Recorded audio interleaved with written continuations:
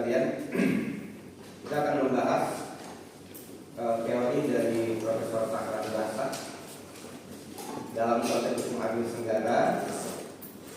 Beliau membuat sebuah istilah, ya, bahwa dalam menemukan pilihan hukum mana yang harus dipakai dalam kehidupan bermasyarakat di Indonesia, maka istilah beliau adalah conditio sine qua non. Ya, hukum harus berpanca fungsi. Jadi kata beliau ada 5 fungsi. Ya, hukum berkaitan dengan bagaimana hukum ya disesuaikan dengan kehidupan masyarakat di Indonesia. Beliau mengatakan conditio sine qua non.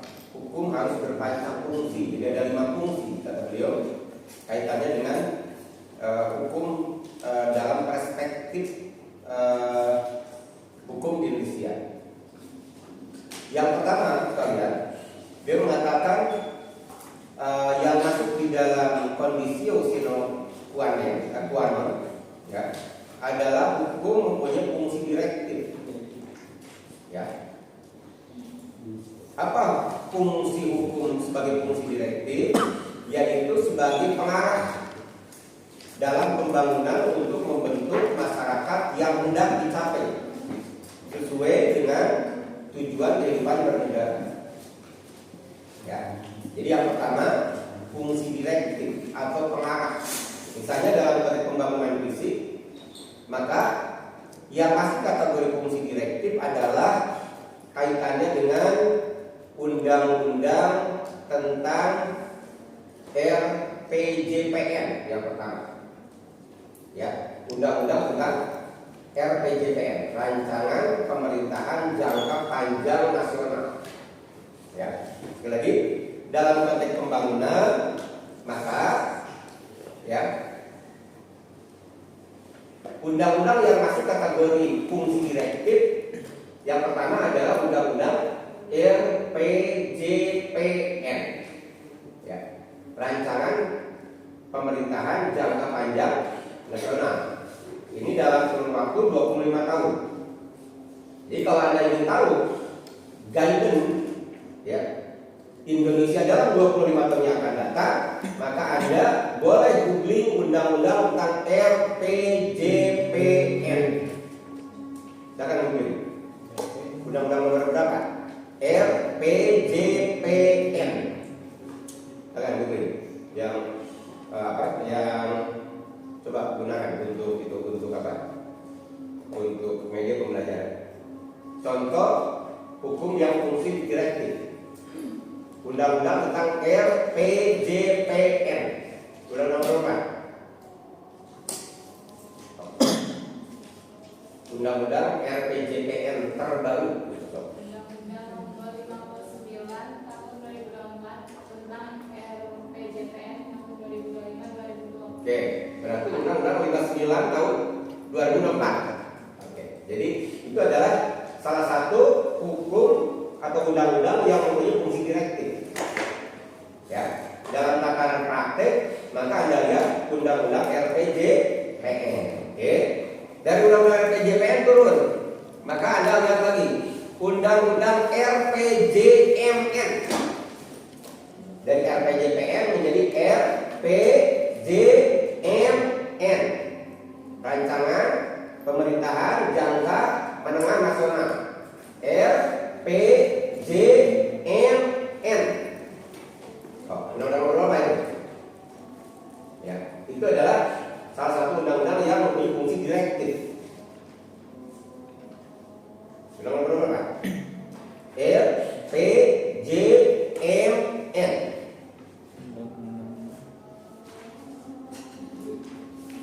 Ada?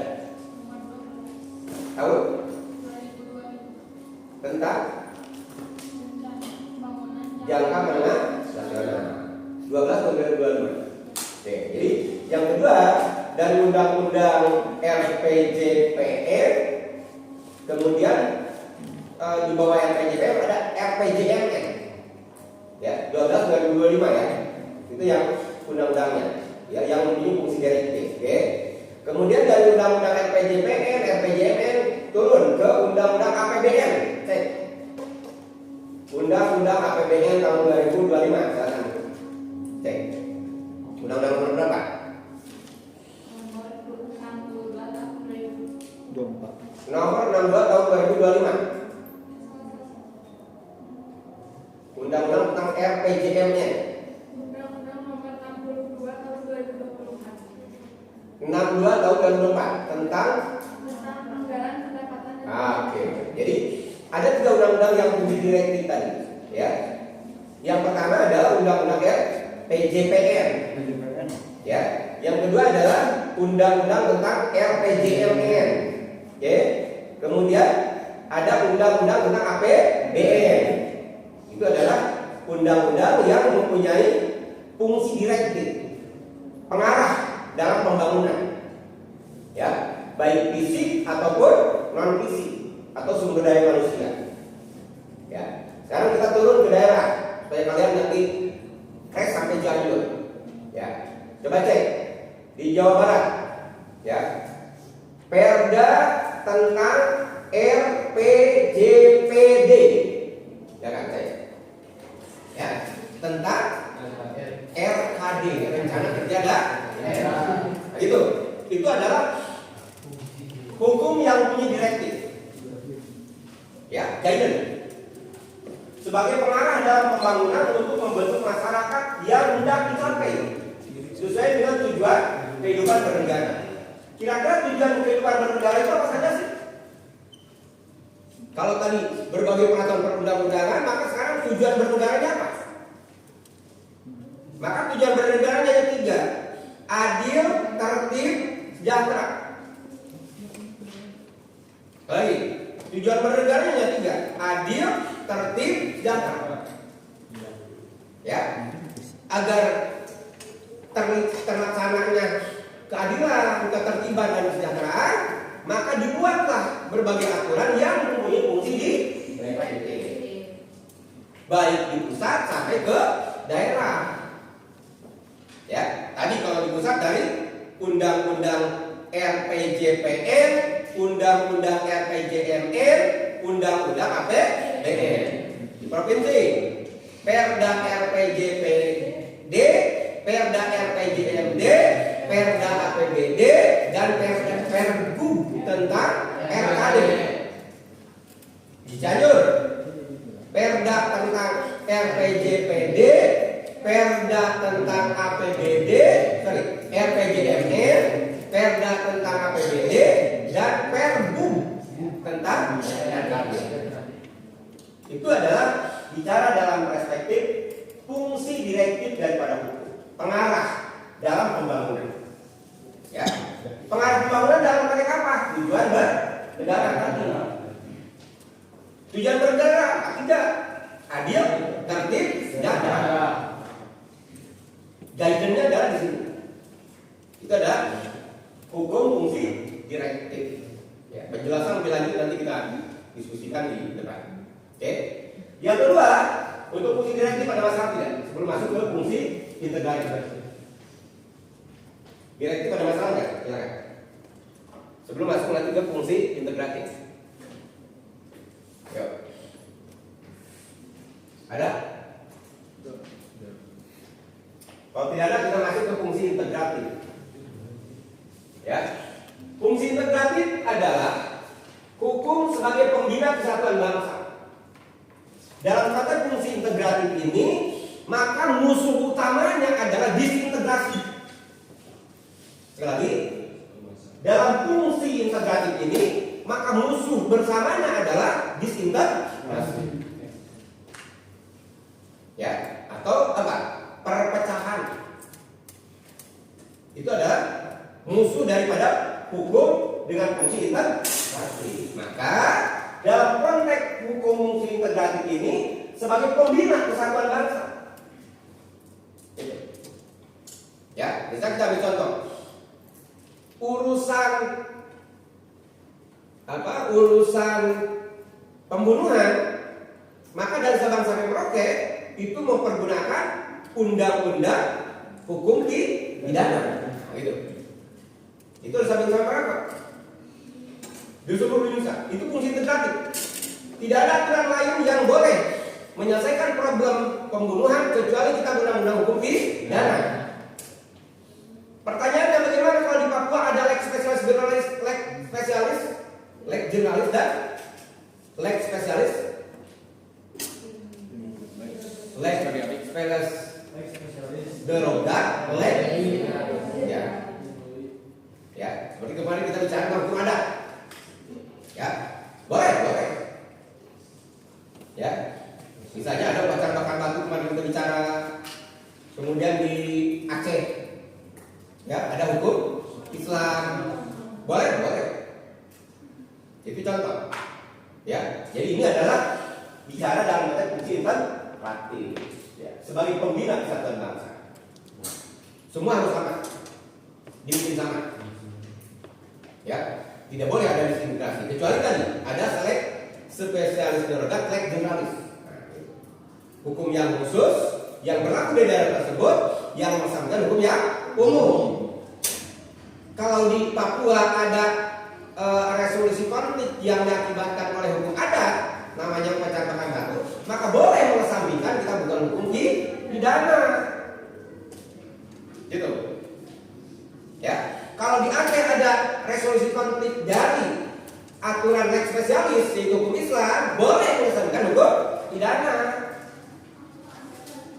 Itu adalah bagian daripada fungsi integratif sebagai pembina kesatuan bangsa. Karena musuh dari pembina kesatuan bangsa kan tadi disintegrasi. Pertanyaannya, apakah adanya hukum lex spesialis di Papua dengan di Aceh itu bentuk diintegrasi? Bukan. Kenapa? Karena itu disepakati oleh seluruh masyarakat Indonesia. Makanya di dalam hukum di dalam hukum pemerintahan daerah kita mengenal ada hukum pemerintahan daerah yang diatur di dalam Undang-Undang Nomor 23 Tahun 2014. Ada juga Undang-Undang Daerah Khusus dan khusus dan istimewa. Apa saja? Jakarta, Papua, Aceh, Jogja, apalagi Batam, apalagi. Kemudian juga ada IKN, itu daerah khusus dan istimewa. Kalian cari sendiri apa khusus dan istimewanya. Jadi itu udah bicara dalam perspektif fungsi integratif. Gitu. Ya, jadi musuh fungsi integratif itu adalah disintegrasi atau perpecahan, ya, gitu. Kemudian yang ketiga, misalnya kata Profesor secara dasar, ada juga fungsi stabilitatif, ya. Fungsi stabilitatif adalah sebagai pemelihara, ya, dan penjaga keselarasan, keserasian, keseimbangan dalam kehidupan bernegara dan bermasyarakat. Ya. Kalau fungsi integratif musuhnya adalah disintegrasi, kalau fungsi stabilitatif ini musuhnya apa? Instabilitas. Jadi ini masih punya musuh. Kalau musuh fungsi integratif tadi disintegrasi, ya, atau perpecahan. Kalau musuh fungsi stabilitas adalah instabilitas, ya, apa? Chaos, ya, gesekan, ya, antar suku, ya, antar agama. Itu adalah wujud instabilitas. Dari segi tadi instabilitas. Gitu. Nah, bagaimana hukum bisa melaksanakan fungsi stabilitas? Maka dikatakan, ya, hukum sebagai penjaga keselarasan. Ya, beda agama bukan berarti tidak selaras. Ya, beda kepercayaan bukan berarti tidak selaras. Dalam perspektif Indonesia menjadi sangat selaras. Gitu. Ya. Yang kedua adalah keserasian. Beda warna kulit bukan berarti tidak serasi. Maka itu ada bentuk keserasian. Beda apa?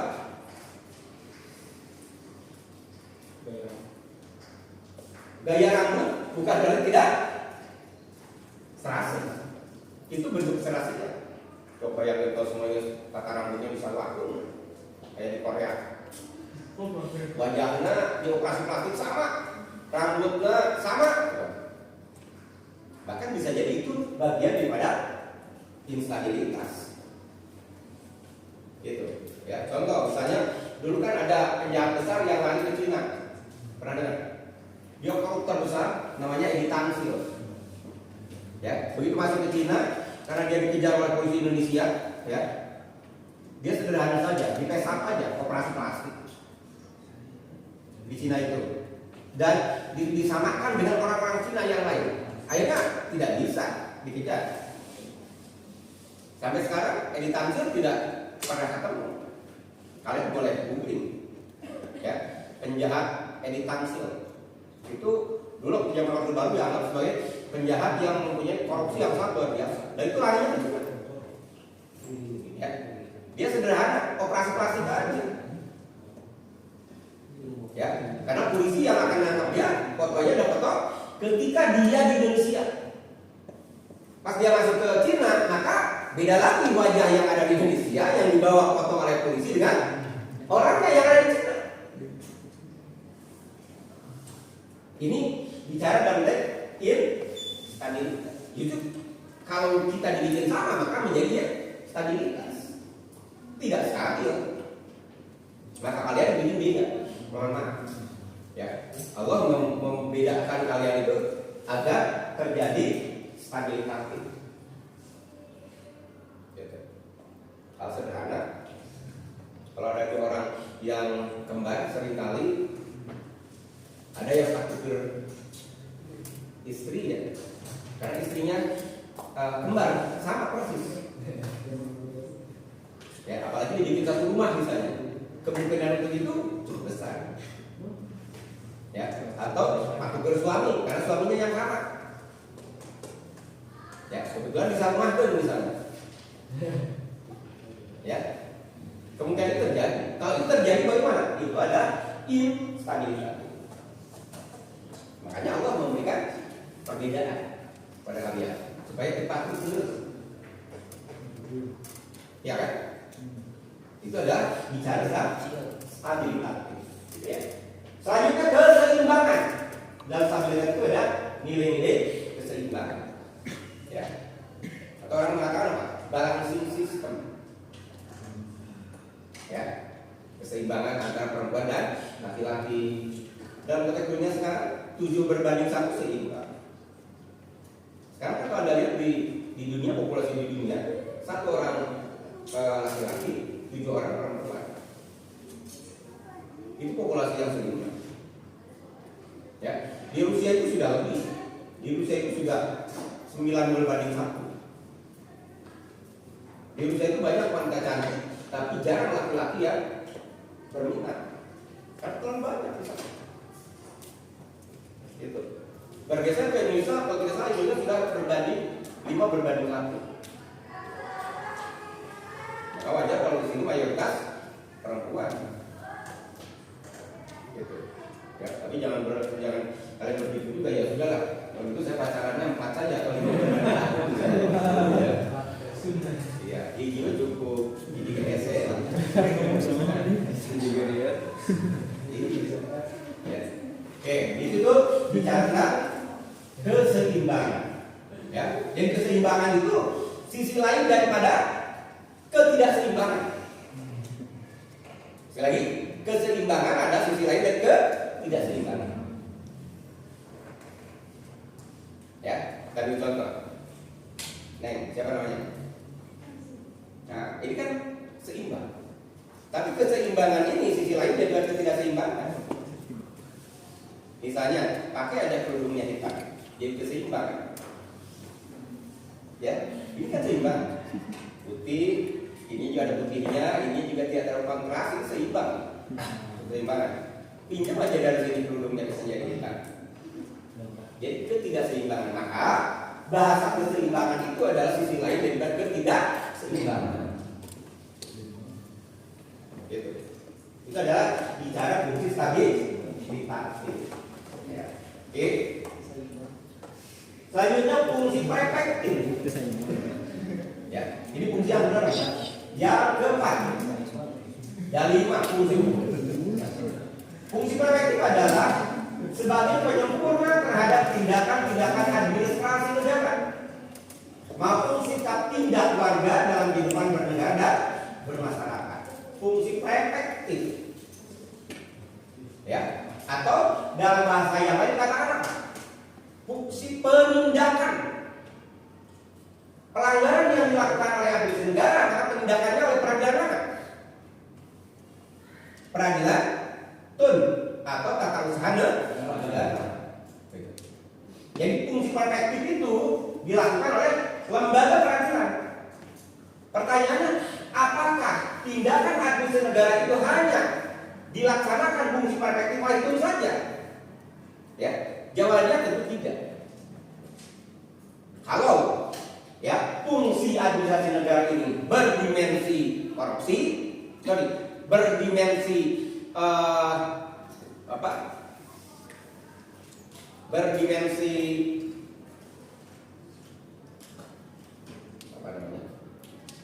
kerugian negara, maka pidananya apa? Korupsi. Dari administrasi boleh, bisa tidak kira-kira menjadikan negara rugi? Bisa. Contoh sederhana misalnya, seorang bendahara yang harusnya menulis nolnya katakan 1 miliar, itu nolnya berapa 1 miliar? Kalau 1 juta itu kan 6. Atau 1 miliar berarti 12. Kira-kira dicopot 1 saja ditambah 1 jadi berapa? Nolnya triliun. Dari 1 miliar menjadi 1 triliun. Maka apa yang terjadi? Itu adalah tindakan administrasi negara yang dapat merugikan negara. Dari harusnya dari APBN itu keluar 1 miliar, karena salah ngetik nol hiji jadi 1 triliun. Itu contoh. Jadi kalau demikian, tindakan administrasi negara itu dalam konteks prefektif tidak hanya tun, tetapi juga korupsi. Gitu. Ya. Itu adalah fungsi prefektif. Ya. Jadi kira-kira fungsi prefektif undang-undang yang masuk dalam kategori fungsi prefektif itu adalah yang pertama adalah undang-undang tentang peradilan tata usaha negara. Ya. Yang kedua adalah undang-undang tentang acara pidana. Yang ketiga undang-undang tentang hukum anti korupsi. Apa lagi? Tentu kalau kaitannya dengan pengembalian kerugian negara, maka undang-undang tentang hukum acara perdata. Itu adalah undang-undang yang menjelaskan hukum berfungsi prefektif. Ya, akibat dari tindakan administrasi negara ya yang tadi merugikan negara dan masyarakat. Oke. Yang terakhir saja adalah hukum yang berfungsi korektif. Ya. Maka hukum yang berfungsi korektif adalah baik terhadap warga negara maupun administrasi negara dalam mendapatkan keadilan. Maka ada dua hal itu. Ya, korektif itu dalam konteks warga negara, maka hukum privat dan publik. Ya, maka masuk hukum privat apa? Hukum perdata. Hukum publiknya hukum pidana. Oke, itu kaitannya dengan warga negara. Bagaimana dengan administrasi negara? Maka di negara ada peraturan peradilan tata usaha negara, lagi-lagi peratur. karena menyangkut administrasi negara. Selain dari peraturan apa lagi? Kalau tadi berarti ada hukum pidana, ya, ada hukum perdata. Jadi periksa administrasi negara bisa ke pidana, bisa ke perdata. Gitu. Ya, itu adalah peristiwa administrasi negara dalam mendapatkan keadilan. Gitu. Kalau preventif ini awal, ya, preventif di awal. Kalau korektif berarti sudah kejadian, sudah terjadi korupsi, maka pidana, maka korupsi, anti korupsi. Kalau preventif sudah terjadi, korektif sudah terjadi. Karena korektif itu kata awalnya kan koreksi. Koreksi itu sudah terjadi kan, sudah terjadi kesalahan itu koreksi. Kalau preventif ini sejak awal, ya, karena dalam bahasa administrasi negara kan ada apa? Ada pendekatan preventif, ada pendekatan preemptif, ada pendekatan kuratif, dan terakhir ada pendekatan represif. Ya, dalam konteks negara sekali lagi, maka pendekatan administrasi negara itu ada pendekatan preventif, pendekatan preemptif, pendekatan represif, terakhir pendekatan kuratif. Jadi ada 4 pendekatan. Ya, itu dalam konteks administrasi negara. Maka yang dikaitkan dalam konteks hukum berfungsi korektif ini berarti pendekatannya kurang lebih ada 4 pendekatan. Sorry, yang berkaitan fungsi preventif maka ada 4 pendekatan tadi. Ya, sampai kepada represif, maka represif ada di sini. Fungsi korektif, represif itu. Karena kalau represif itu sudah masuk kewenangan penegak hukum. Ya, penegak hukum itu fungsinya apa? Represif. Ya, polisi, satpol pp. Ya, kemarin misalnya satpol pp ngagebukin apa? Yang demo di pasar Bumero, itu fungsinya apa? Represif itu. Ya, represif. Memang satpol pp dan polisi diperbolehkan mempergunakan fungsi represif. Ya, tapi jangan juga karena diperbolehkan akhirnya menjadi sewenang-wenang. Orang demo sedetik dihajar.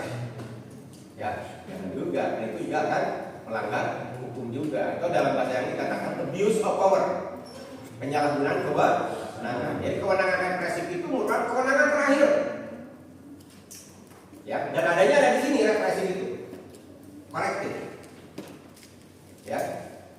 Yang lainnya tadi ada 4. Ada preventif, preemptif, kuratif. Berarti ada di sini.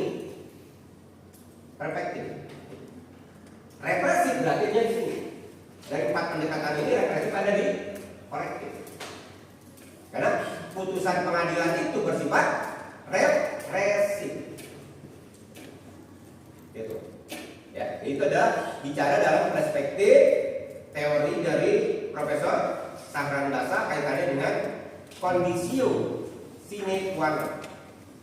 Ya, hukum berpancap fungsi yang disesuaikan dengan masyarakat Indonesia. Maka yang pertama tadi ada fungsi direktif, guidance, ya, cara.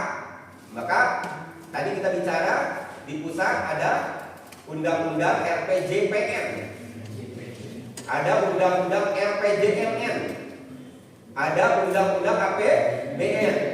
Di provinsi ada Perda RPJPD, ada Perda RPJMD, ada Perda APBD, ada Pergub RKD.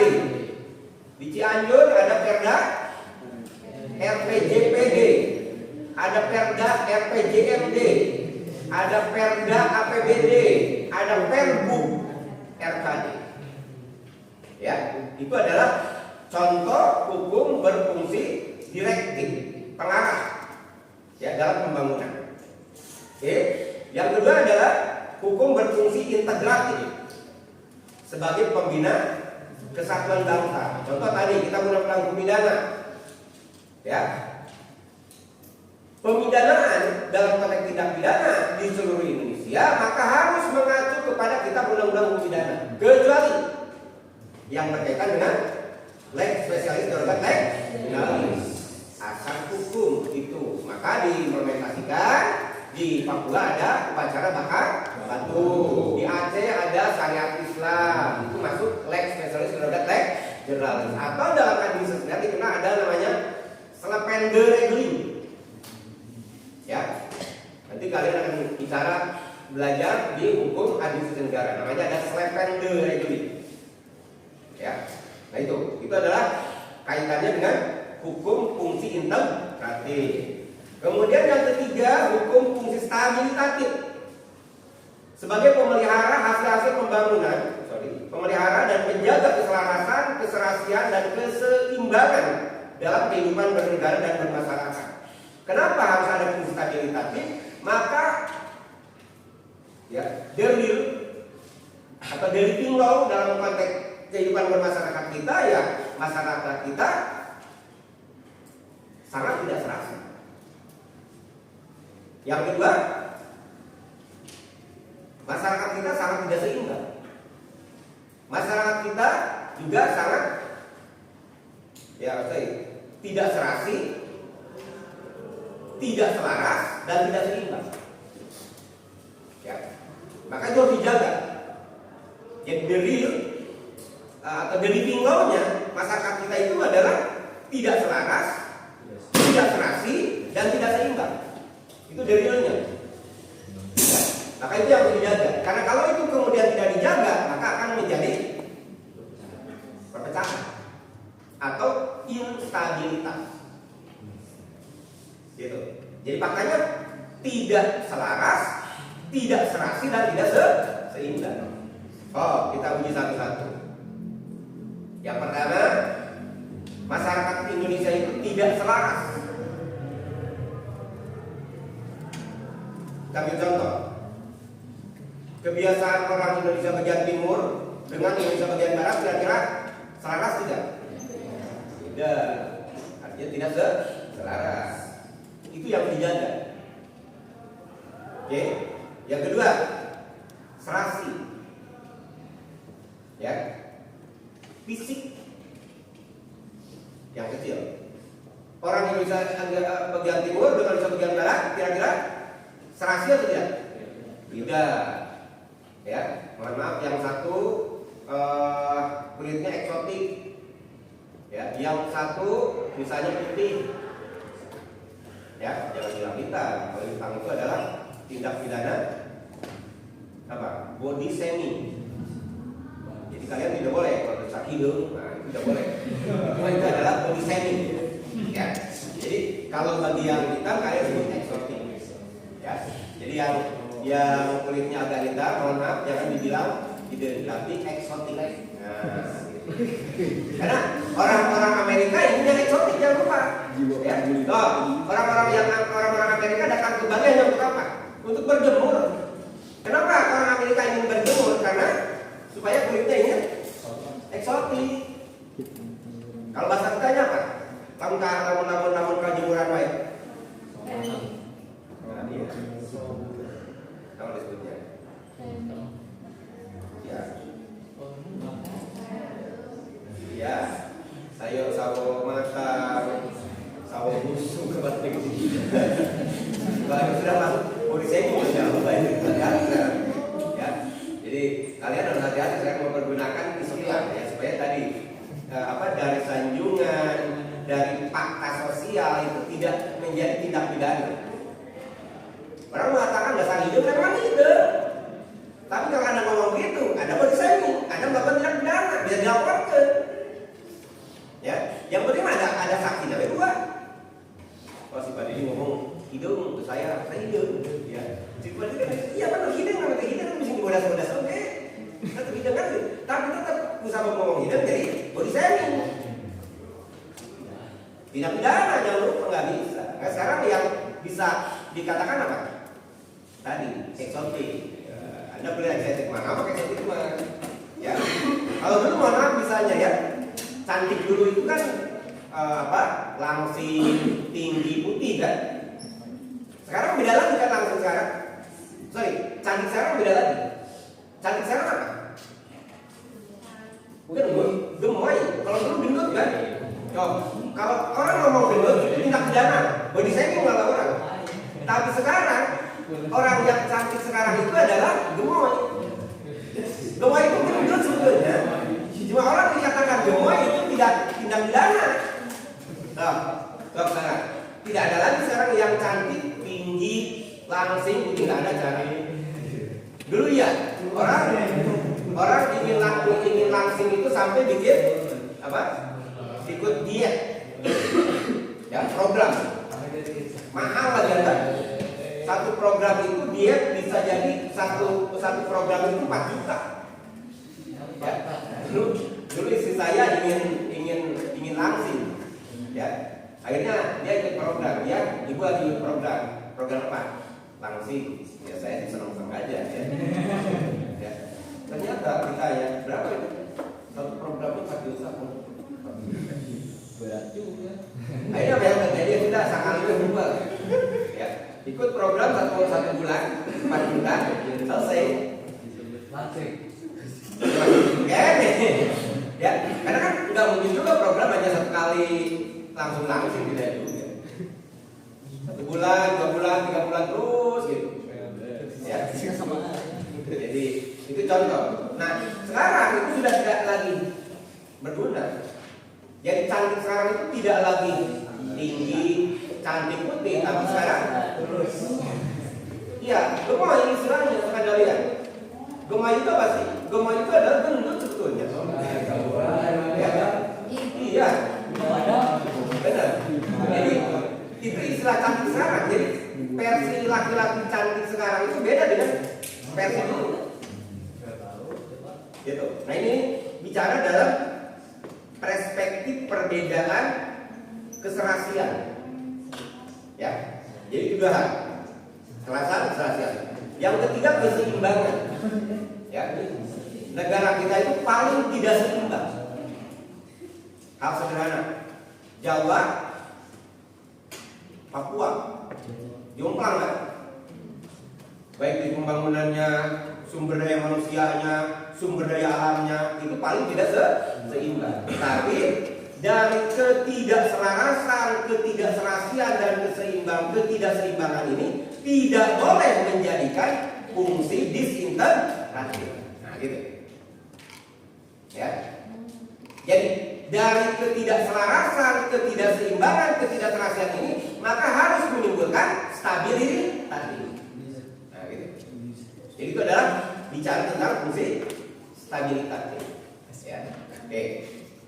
Selanjutnya ada fungsi prefektif. Ya, fungsi prefektif itu aturan hukum yang sudah bisa mendeteksi sejak awal akan ada masalah apa ini. Itu prefektif. Ya, makanya fungsi prefektif itu kemudian tadi dilaksanakan dalam 3: preventif, preemptif, dan kuratif. Ya, sekali lagi fungsi prefektif ini dilaksanakan dalam 3 varian tadi: preventif, preemptif, dan kuratif. Kemudian kalau dari 3 ini tetap bermasalah maka peradilan pun tadi. Tapi kalau kebijakan pemerintah ini kemudian menimbulkan kerugian negara, maka undang-undang korupsi. Gitu. Tapi sejak awal harus ada fungsi prefektif. Nah, yang terakhir, hukum mempunyai fungsi korektif. Koreksi. Kalau korektif maka sudah terjadi. Dalam bahasa pendekatan administrasi negaranya apa? Represif. Ya, represif. Ya, penangkapan, pemenjaraan, peradilan itu fungsi represif. Gitu. Itu adalah bicara dalam konteks hukum, fungsi hukum menurut Profesor Sahran Basah. Ya, bahwa hukum mempunyai 5 fungsi. Ya, ada fungsi direktif, fungsi integratif, stabilitatif, dan fungsi prefektif terakhir fungsi korektif. Pertemuan yang akan datang kita akan bahas satu persatu tentang fungsi direktif, ya, fungsi integratif. Ya. Hari ini cukup kita bicara tentang teori perpustakaan bahasa saja. Pertemuan yang akan datang kita akan masuk ke dalam substansi. Kita akan bahas teori yang kita sudah bahas tadi secara singkat. Ada pertanyaan sampai sini? Enggak. Silakan. Pak, menghubung secara konteks kuantitatif ya Pak? Ya. Mengapa jika kasus perceraian selain agama Islam dilakukan pengadilan negeri bukan pengadilan agama?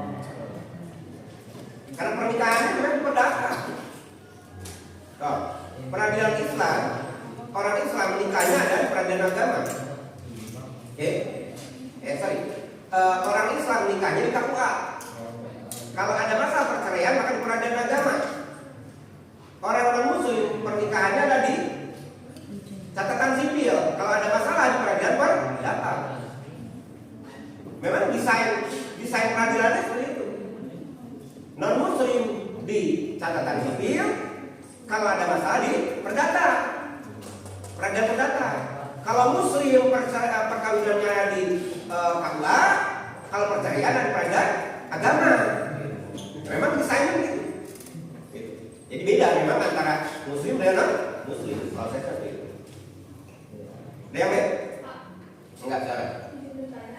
Terkait fungsi hukum sebagai stabilitatif itu kan pemeliharaan keselarasan dan keseimbangan. Ya.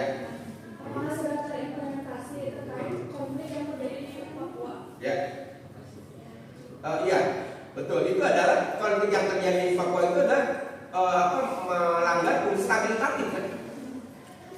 Itu contohnya negara kita itu sebetulnya tidak selaras, tidak serasi, tidak seimbang. Ya, kenapa terjadi konflik di Papua? Karena ada sekelompok orang-orang Papua yang menganggap bahwa sumber daya alam daerah Papua itu cukup besar. Kemudian dieksploitasi dibawa ke Jakarta dan tidak kembali ke Papua. Tidak dirasakan oleh orang Papua.